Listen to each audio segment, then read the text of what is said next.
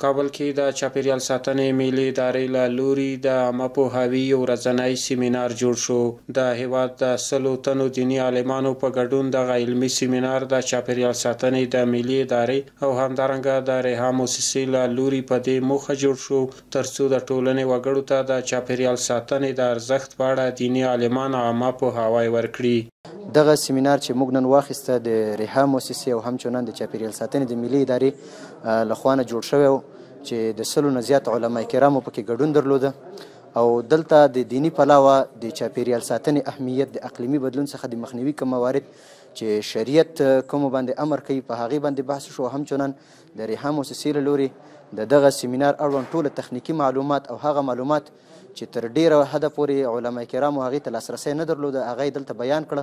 او علما کرامو ترې نه ډېر لوی درسونه واخیستل. دغسې سیمینارونه کولی شي د عامه پوهاوي په هکله ډېر مؤثر تمام شي او ولسونه ترې نه ډېره استفاده وکړي ځکه اقلیمي بدلون دا د انساني ژوند د نابودۍ په معنا باندې دی. دغه نابودي تر هغه پورې د دې مخه نه نیول کېږي تر څو پورې چې عامه پوهاوی ولسونو ته ونه شي او دغه عامه پوهاوی ولسونو ته د دغسې سیمینارونو د جوړولو په صدد حاصلیږي چې دغسې سیمینارونه عام شي په ولایاتو کې جوړ شي په ولسوالیو کې جوړ شي د مکاتبو په سطحه د مدارسو په سطحه همچنان د پوهنتونونو په سطحه. دا برنامه نن موږ د چاپیریال ساتنې ملي ادارې سره په همغږۍ او همکارۍ تنظیم کړې وه. په دې برنامه کې تر 100 زیاتو علمای کرام دعوت شوي وو ترڅو پورې د دوی سره د اقلیم بدلون او د چاپیریال ساتنې په هکله باندې تخنیکي معلومات شریک شي ترڅو پورې دغو معلوماتو په رڼا کې او د اسلامي ارشاداتو په رڼا کې د عامه خلکو عامه پوهاوی د چاپیریال ساتنې په اړه باندې د ځمکې په اړه باندې د اوبو په اړه د هوا د حیات وحش ځنګلونو په دې هکله باندې د خلکو عامه پوهاوی د مساجدو د طریقه د موعظو د طریقه د وعظونو د طریقه نور هم لوړ شي. د چاپیریال ساتنې د ارزښت او په دې برخه کې د اسلامي ارشاداتو په اړه دیني عالمانو بېلابېلې ویناوې وکړې او د چاپیریال ساتنه یې د ټولنې د هر وګړي دنده وبلله. چیزی که هوای ما را آلوده می سازد فضای زندگی ما را مکدر می کند یکی ضعف اقتصاد است، دوم تراکم نفوس است، سوم کمبود آب است، چهارم استفاده غیر مسلکی از مواد سوخت است و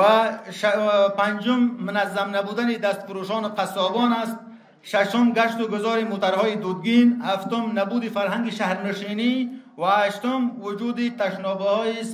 به اصطلاح غیر معیاری. وقتی که از نظافت صحبت میکنیم نظافت به این معنی است که تنها نظافت بدن خود انسان نیست، هم نظافت خود انسان است، هم نظافت محیط زیست است، هم نظافت پاکی آبهاست، هم نظافت ماحول و چهار اطراف است. هر چیز را ما باید نظافتش متوجه باشیم، بخصوص آب را آنقدر مهم است که اگر آبها کثیف شود دیگر زندگی انسان ناممکن است، باعث شیوع امراض و بسیاری از بدبختی های دیگر در جامعه می گردد. همانا آفرینش انسان از خاک است. وقتی انسان از خاک آفریده شده است این خاک خیلی با اهمیت است، خیلی با ارزش است. باید به این خاک متوجه باشیم، با اهمیت و با حفاظت خاک از هر نابسامانی ها باید متوجه باشیم. این یک نعمت بزرگ الله ذوالجلال برای ما مسلمان ها است. آلودگی بسیار زیاد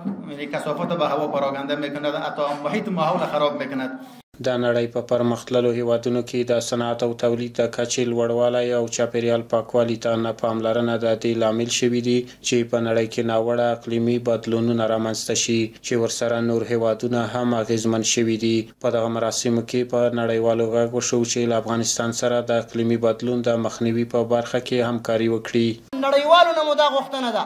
کوم هغه امکانات چې د اقلیمي بدلون لپاره ټولو ممالکو ته ورکوي، افغانان هم دغه رقم ته الحمدلله انسانان دي، انساني حقوق لري، په تاسو باندې ستاسو د همسایه‌ګلوۍ حقوق لري. که چیرې دلته د اقلیمي بدلون لپاره نظر ونه شي هغه فند او هغه مقدار کومکونه چې دې ته زیر نظر نیول شوي ورنه کول شي اقلیمي بدلون د هرې نقطې د ځمکې نه متاثره کیدی شي د افغانستان نه به لا ډېر متاثره وي. دا یادونې وړ ده چې د نړۍ په کچه ډیری هیوادونه د هوا او چاپیریال د ککړتیا لامل شوي دي چې ورسره د ځمکې پر مخ د تودوخې کچه ورځ تر بلې د لوړېدو په حال کې ده او که د دغه ناورین مخنیوی ونه شي نور به هم د اقلیمي بدلون ناوړه اغیزې رامنځته شي.